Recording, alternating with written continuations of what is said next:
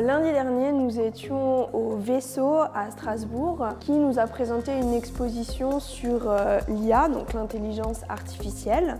L'exposition était sur le thème d'une fabrique. Donc on a pu voir une usine avec des robots, on a pu voir le fonctionnement de ces robots. Et donc les robots montraient finalement plusieurs compositions qu'on pouvait faire. On pouvait leur dire de faire quelque chose et ils le faisaient. Donc, là, en l'occurrence, ils déplaçaient des cubes. Ensuite, quand on a continué la visite, on a aussi pu voir que l'intelligence artificielle pouvait reconnaître des dessins, reconnaître des formes. On a aussi pu avoir un dialogue avec l'intelligence artificielle.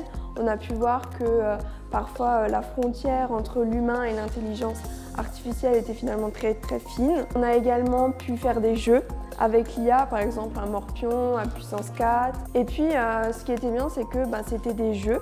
Donc il y avait un côté ludique, plus pour les enfants.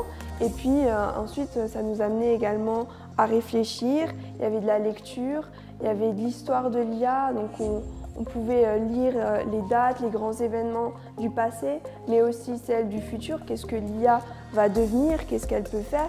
Et on a vu qu'elle pourra sûrement surpasser l'homme. Donc cette visite nous a permis aussi de relier avec la conférence qu'on avait le matin. Donc c'était une conférence sur l'introduction de l'IA. Il nous expliquait justement les phases, comment l'IA est née. Il y avait également plusieurs vagues de l'IA, donc il y avait 3 vagues.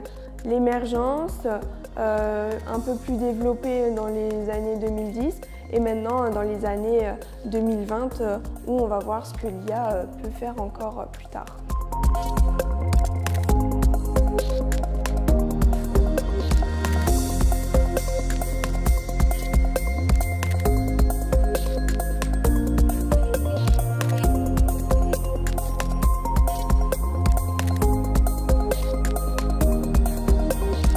Cette semaine DigiDays nous amène à réfléchir jusqu'à où l'IA peut nous mener. Eh bien, c'est toute la question.